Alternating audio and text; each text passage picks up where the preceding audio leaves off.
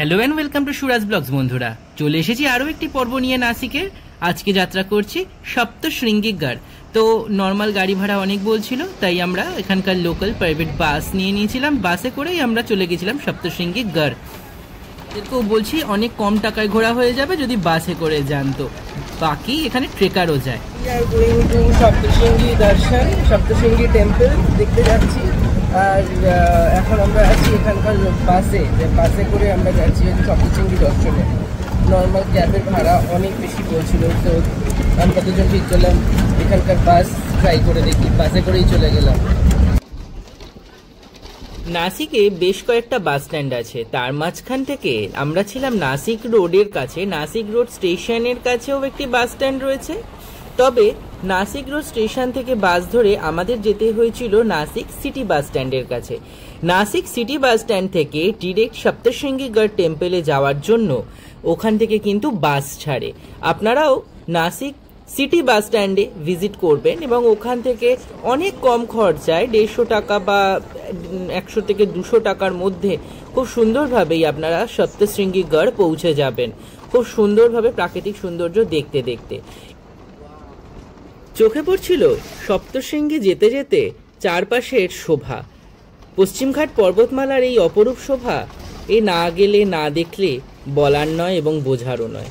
এটি একটি অপূর্ব সুন্দর, আর এখানকার ওয়েদার তো খুবই ভালো। মনসুনে এইখানে যেন পরিবেশ আরও মনোরম হয়ে ওঠে। দেখুন কি সুন্দর সারিবদ্ধভাবে সব চলেছে। আর এরই পরে আমরা কিন্তু প্রবেশ করতে চলেছি দণ্ডকারণ্যের মধ্যে। রামায়ণে পড়েছিলেন দণ্ডকারণ্য, সেই দণ্ডকারণ্য।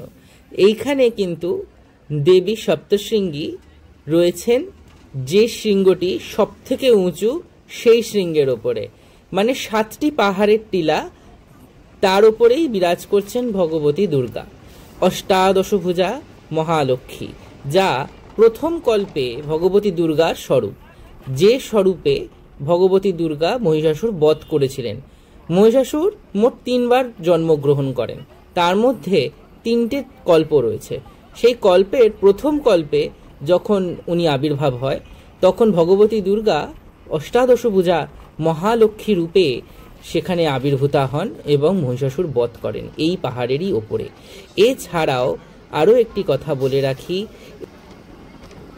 এই দণ্ডকারণ্যে খল ও দূষণের বাস ছিল। খল ও দূষণ তৎকালীন সময়কার এক ডিমন বা রাক্ষস বলা যেতে পারে, তারা ছিল এবং এখানে কিন্তু তাদেরই বাস ছিল। এই দণ্ডকারণ্যে রামায়ণে উল্লেখও রয়েছে, আপনারা যদি একটু দেখেন বা পড়েন তো জানতে পারবেন। এছাড়াও এই জায়গা বর্তমানে যদি জঙ্গলের মধ্যে দিয়েই বাস আমাদের যাবে এবং যাচ্ছেও, সেটা আপনারা দেখতেই পাচ্ছেন। এই জায়গা কিন্তু এখনো পর্যন্ত ঘন এবং অতীব ঘন জঙ্গল দেখা যায়, দেখতেই পাচ্ছেন। মাঝখানে রাস্তা, 2 সাইডেই জঙ্গল, এবং জঙ্গল কিন্তু বেশ গভীর, ঘন জঙ্গল। এই পাহাড় দণ্ডকারণ্যের পার্ট, যেটা আমরা রামায়ণে পাই। It is a part of Dandakaranya. বাহ,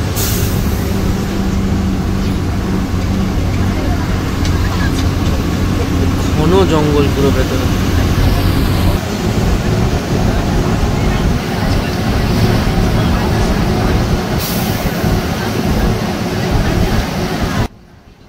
এছাড়াও দণ্ডকারণ্যকে কিন্তু অনেক পবিত্র একটি ভূমি বা একটি খণ্ড মনে করা হয়, কারণ এইখানে কিন্তু অনেক ঋষিমুনিরা তপস্যা করেছেন। এছাড়াও এই জায়গায় ভগবান শ্রীরামচন্দ্রের পদধূলি পড়েছে। এছাড়াও এখানে ভগবতী দুর্গার বাস। তো সব মিলিয়ে অত্যন্ত পবিত্র স্থান। হ্যাঁ, জঙ্গলের ভয়াবহতাটা তো রয়েইছে, ওপর থেকেও দেখতে পাচ্ছেন এবং যখন আমরা পাশ দিয়ে আসলাম তখনও দেখতে পেলেন। কিন্তু হ্যাঁ, জায়গাটি অত্যন্ত পবিত্র জায়গা এবং স্নিগ্ধ জায়গা। এই দণ্ডকারণ্যে রাম লক্ষ্মণ সীতা তাদের 14 বছরের বনবাসের একটা লম্বা সময় কাটান, এবং এই লম্বা সময় কাটানোর সময় তারা কিন্তু ভগবতী দুর্গা সপ্তশৃঙ্গীর এই জায়গায় দর্শন করতে কিন্তু যেতেন। যাই হোক, এখানে বিভিন্ন ঋষি ও মুনিদের আশ্রমে ওনারা থাকতেন, যা রামায়ণে পাই। এবং তখন এই জঙ্গলে অনেক রাক্ষস ও দানবের বাস ছিল। রামায়ণে যে শূর্পণখার কথা উল্লেখ করা রয়েছে, সেই শূর্পণখার নাক কেটে দেওয়ার পর কিন্তু তার ভাই খল ও দূষণের কাছে তিনি কিন্তু নালিশ জানাতে আসেন। খল ও দূষণ তার 14,000 সেনাবাহিনী নিয়ে আক্রমণ করেছিল রাম ও লক্ষ্মণের ওপরে। তখন রাম ও লক্ষ্মণ এই 14,000 সেনা প্লাস তার সাথে খল ও দূষণকেও বধ করেছিলেন।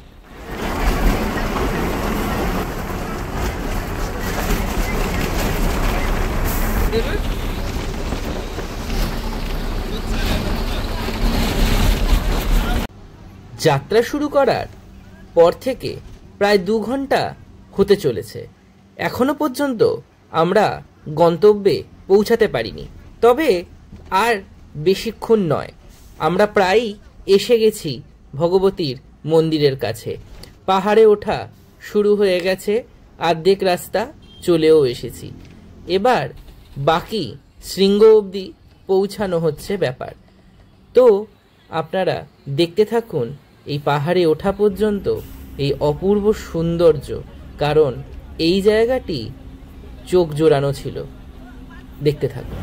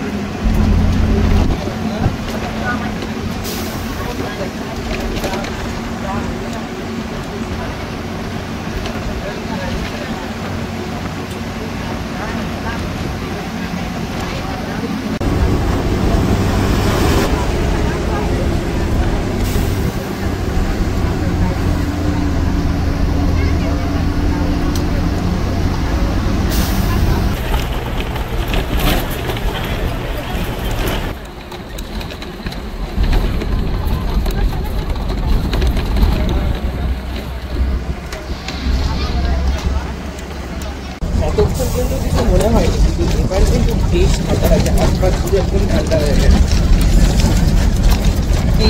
কেমন ওয়েদার!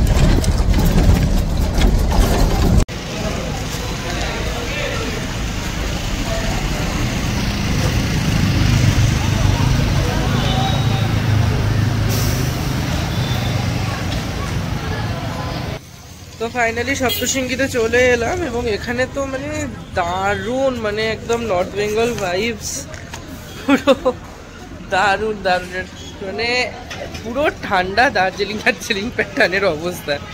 মানে এটা একটু বাড়াবাড়ি হয়ে গেল, বাট ঠিক আছে। মানে জাস্ট দেখুন, মানে পাহাড়টা দেখে মন খুশি হয়ে গেল পুরো। আমি দেখ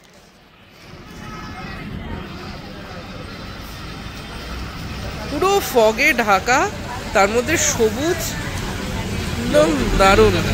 এখানে বেশি দেরি করবো না, এখন সবার আগে কি পুজো দেওয়ার ব্যাপার আছে ভগবতীর মন্দিরে। একটুখানি দেখা যাচ্ছে, আমি দেখাচ্ছি।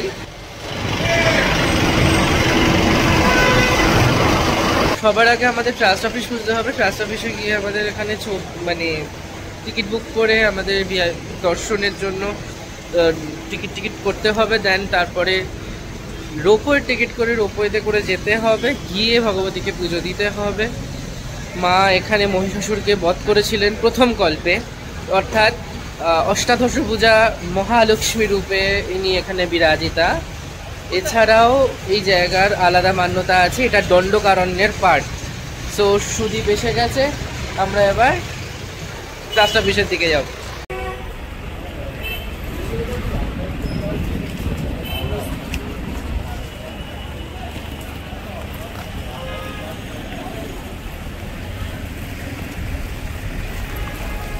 রোপওয়ের প্যাটার্নটাই অন্যরকম, দেখে মনে হবে যেন রেল লাইন, কিন্তু এটা বেসিক্যালি একটা চ্যানেল রোপওয়ে।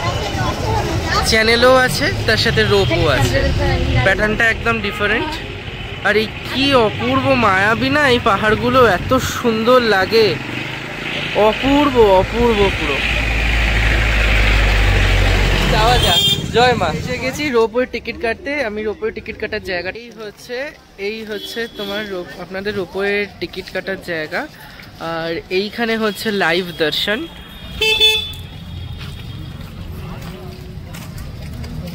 জয় মা ভগবতী দুর্গা। আর এই হচ্ছে ওনার শ্রীমন্দির,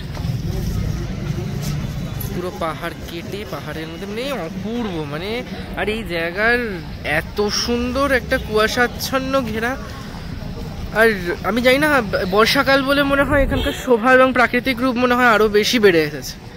মানে অপূর্ব অপূর্ব, মানে ভাষা দিয়ে ব্যাখ্যা করার নয়। আমি জানি না ক্যামেরার লেন্সে কতটা কি আসছে না আসছে, কিন্তু এর যে চারপাশটা এত সুন্দর, এত অপূর্ব, এত মনোরম, মানে কিছু বলার নেই। আপনারা সবাই ভগবতীর দর্শন করুন। আমি জানি না ওপর থেকে গিয়ে ভিডিও কল এলাও কিনা। মায়ের আরতি হচ্ছে এখন, এটা পুরো লাইভ দর্শন হচ্ছে, দেখুন। এবার আমরা উপরে যাব গিয়ে দর্শন। তো আমরা ভেতরে চলে এসেছি। ভেতরে আসার পর এখানে সব প্রসাদ ভান্ডার রয়েছে। আর এখানে না দেবীকে শাড়ি দেওয়া হয়, এক এক দিন এক এক রকমের শাড়ি দেবীকে চড়ানো হয়। ভেতরটা ভীষণ সুন্দর। এখানে আপনার খাওয়া দাওয়ার জায়গা রয়েছে, এখানে বিভিন্ন রকম জিনিস কেনার জায়গা রয়েছে। এখানে এই শাড়ি দিয়ে চড়িয়ে পুজো, আজকে যেরকম বৃহস্পতিবার, তো হলুদ কাপড় পরানোর ব্যাপার থাকে। তো আমরা পুরো গোটা শাড়ি দিইনি, হলুদ কাপড়ের টুকরো, যেটা যে উত্তরীয় টাইপের টুকরো হয়, সেই টুকরো পিসেস সিল্কের, সেটা আমরা এখানে চড়াবো। আর এইভাবে নিয়ে নিয়েছি। সুদীপের হাতে প্রসাদ আছে। আমরা এই প্রসাদের মধ্যে কিছু শৃঙ্গার সামগ্রী দেখছি, মিষ্টি আর শ্রীফল। আমাদের কাছে মিষ্টি আর শ্রীফলটা ফেরত আসবে, বাকিটা ভগবতীর চরণ প্রাপ্ত হবে। পুজো দিয়ে বেরিয়ে তারপর আবার ভিডিওতে অনেক কিছু দেখাবো। এখন রোপওয়েতে চলুন, রোপওয়েতে দেখা যাক কি সুন্দর এখানকার রোপওয়েটা। এইভাবে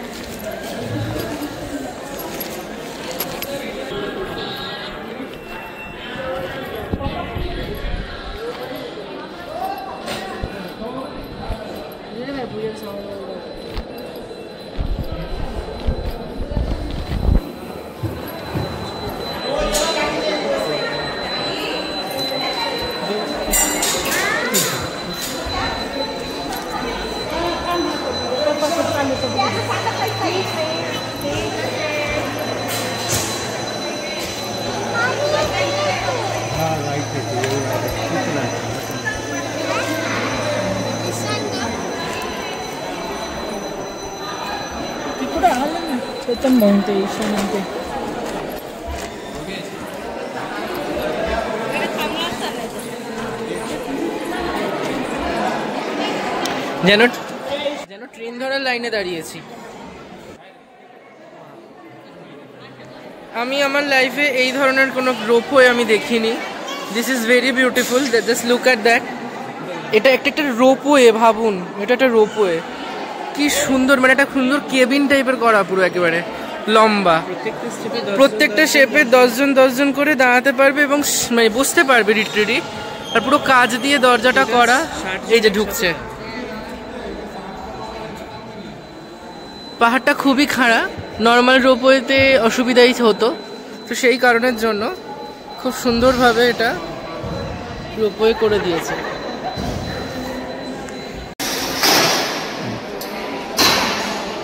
it's just like a metro.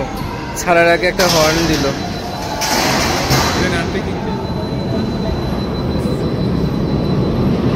আর ওপরে যেটা রয়েছে সেটা নামবে।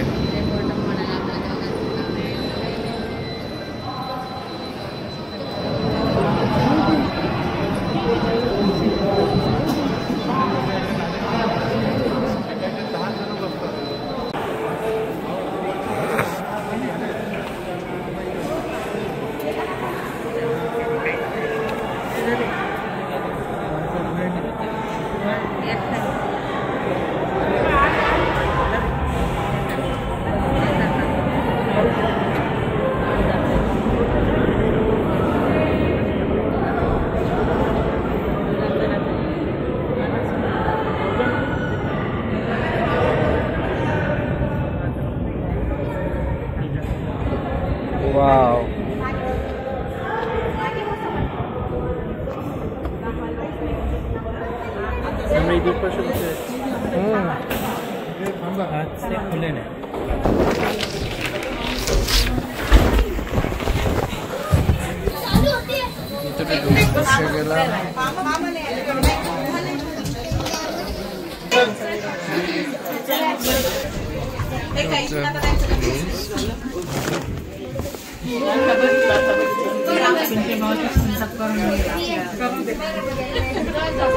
এই ছেড়ে দিল রোপওয়ে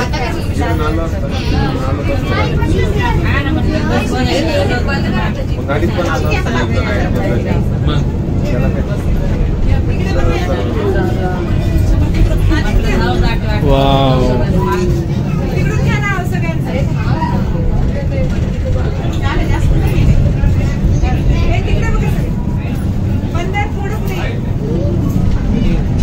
माँ सप्तशृंगी जय माँ सप्तशृंगी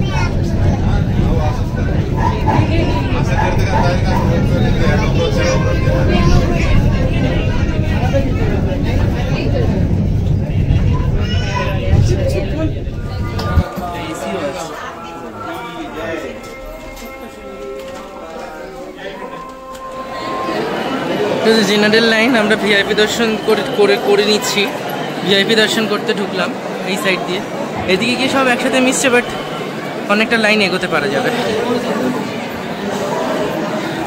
वक्रतुंड महाकाय सूर्यकोटि समप्रभ निर्विघ्नं कुरु मे देव सर्वकार्येषु सर्वदा ओं नमो गणपतये नमः श्री गणपतये नमः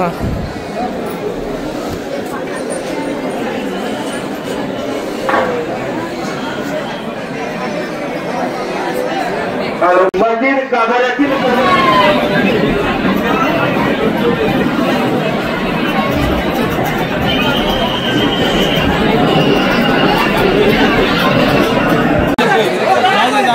देवाच्या दर्शनाला जाऊ दे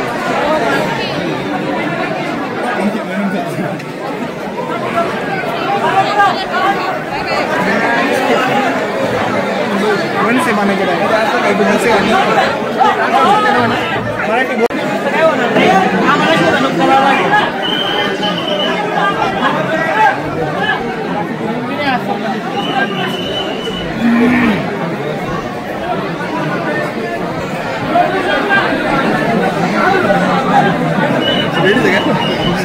प्रत्येक संधी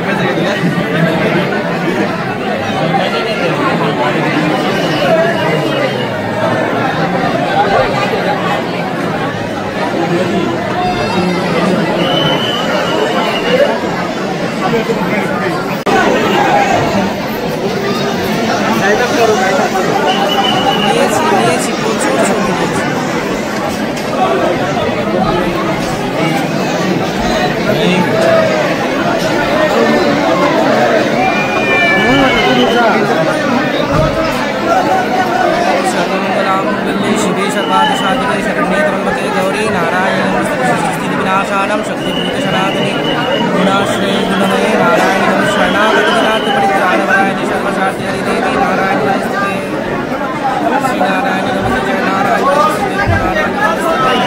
विनाशन्यै महागौराय जगन्निकटे प्रियपिताय काली की नमोदुर्गाय खाली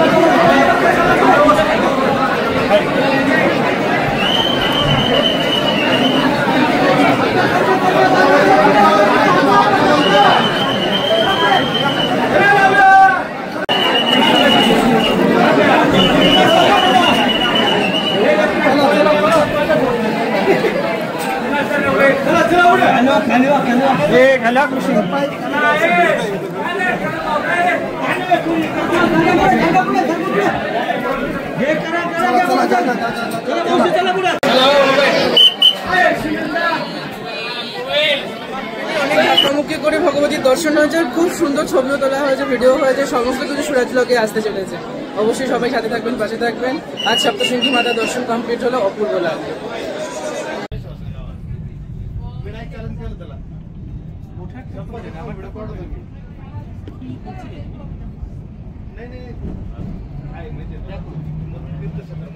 খুবই সুন্দরভাবে ভগবতীর দর্শন করে আমরা নেমে আসলাম আবারও রোপওয়ে করে। রোপওয়েতে একবার টিকিট কাটলে দ্বিতীয়বার আর টিকিট কাটতে লাগে না, মানে একবারেতেই যাতা এবং আজ দুটোতেই ব্যবস্থা হয়ে যায়। তো এবার আমরা নিচে নামছি পাহাড় থেকে। তো নামছি, চারপাশের প্রকৃতিটা একবার দেখুন, অপূর্ব লাগবে। একটু আগে যখন রোপওয়ে করে ওপরে উঠছিলাম তখন কিন্তু চারপাশটা বেশ মেঘাচ্ছন্ন ছিল। এখন মেঘটা কিছুটা কেটে গেছে, তো দেখতেই পাচ্ছেন অনেকটা পরিষ্কার লাগছে চারপাশ। আমরা নেমে এসেছি। নেমে আসার পরেই দেখতে পাবেন বিভিন্ন ব্রাস আইটেম বিক্রি হচ্ছে। সেখানে বিভিন্ন দেবী দেবতার মূর্তি, তার মধ্যে বিভিন্ন রকম প্রদীপ, দিয়া এবং সপ্তশৃঙ্গীর ছবি, মাতা সপ্তশৃঙ্গীর ছবি কেউ চাইলে এখান থেকে নিয়েও যেতে পারেন নিজের ঘরের জন্য, এবং মূর্তি সবকিছুই বিক্রি হচ্ছে এই ফুড কোর্টের মধ্যে। যে জায়গা দিয়ে আমরা এন্ট্রেন্স করেছিলাম সেই জায়গায় আমরা এখন ফুড কোর্টের দিকে চলে যাব। লাঞ্চটা সারবো মারাঠি থালি খেয়ে, দেখব মারাঠি থালিতে কি কি থাকছে। যাই হোক, আপনারা কিন্তু চারপাশটা দেখতেই পারেন। ওপরে ওঠার জন্য লিফটেরও ব্যবস্থা রয়েছে, এছাড়াও এখানে ওয়াশরুম এবং সমস্ত কিছুর ব্যবস্থা রয়েছে, জেন্টস এবং লেডিস এবং রেস্টরুম, সমস্ত রকমের ব্যবস্থা কিন্তু এখানে রয়েছে। যাই হোক, আমরা এবার অর্ডার করে দেব মারাঠি থালি। আমরা এখন মারাঠির থালি ট্রাই করছি।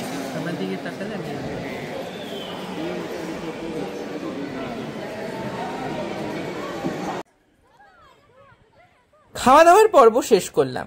শেষ করার পর লাস্ট আরেকবার দর্শন করে নিলাম এই মায়ের ধাম, মায়ের স্থান, সপ্তশৃঙ্গীর পাহাড় এবং কুয়াশা ঘেরা এই মনোরম শোভা ও সৌন্দর্য। এটি সব সময়ের জন্য আমাদের চোখে ও মনে থেকে যাবে। আপনারাও যান সপ্তশৃঙ্গী।